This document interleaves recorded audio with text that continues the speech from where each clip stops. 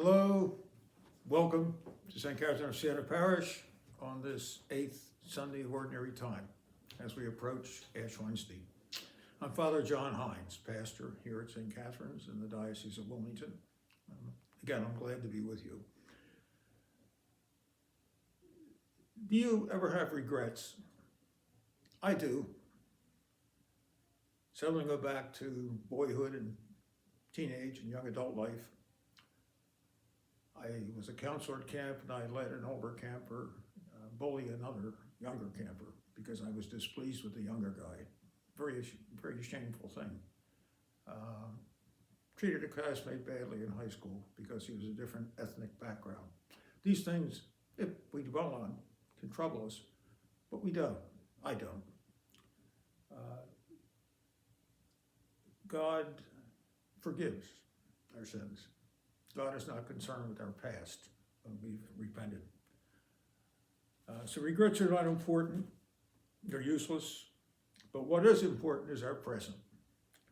Our willingness to learn new ways of living and loving when we realize that we've fallen short. The Bible today talks about a good tree bears good fruit, a bad tree bears bad fruit. I don't think that I, or perhaps any of us, are a completely good or bad tree, but that we have to choose, especially in our adult life, how we shall be. To say that, well, that's the way I am, that's not good enough. The way we are is, in God's plan, is to keep growing constantly toward God's kind of love. And so Lent's coming, and this is a time when we take special care to look at that's the way I am, and ask God to, by His grace, to bring us to have not hard hearts, but hearts of flesh in whatever areas that we realize we have hearts of stone.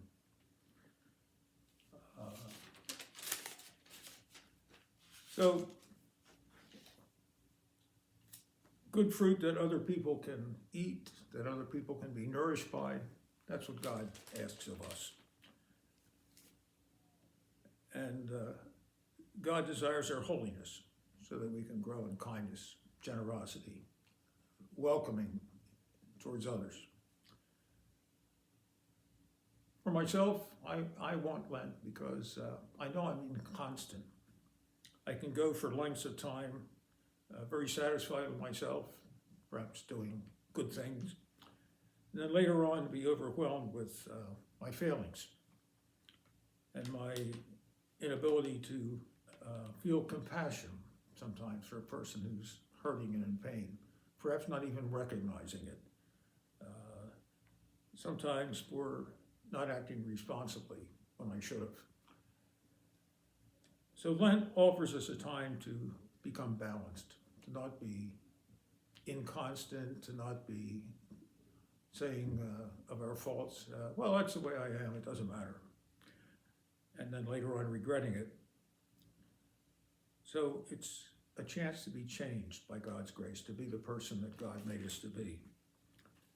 St. Paul speaks in today's second reading about the victory that's given to us by Christ, the resurrection. But he's saying that we must die with Jesus in order to be renewed into the life of penitence, through the life of penitence, and become more and more persons who live out his way of love for the Father and love for brothers and sisters. A practice that can be a great help to us, especially in Lent, but every day, is something called the consciousness examen. It's a way of each day becoming more aware of who we are and how we are, both with gratitude to God, but also, when necessary, with an awareness that leads to correction. The examen is very simple, and I recommend it to you. At the end of the day, take a minute to become aware that you are in God's presence. God is always present to us. Speak to God about your gratitude for something during the day which has been truly good. Something that happened to you, something that you took part in, an encounter, a joyful reunion with someone, an accomplishment at work, the realization that you really were of help to someone, or something good that happened in your family or to a friend. And then review all the events of the day.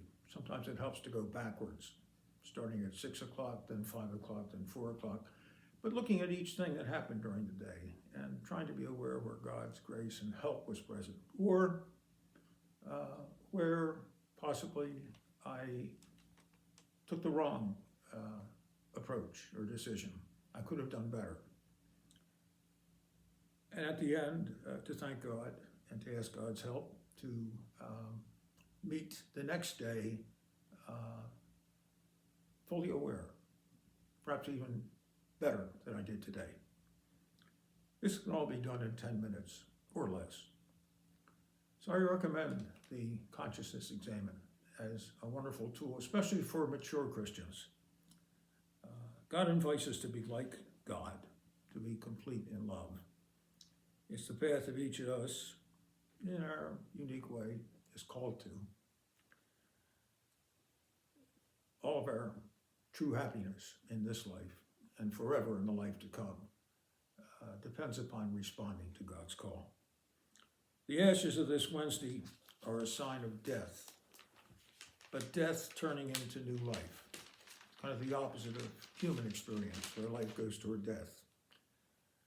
Let's all approach this holy season with the words of St. Paul in mind.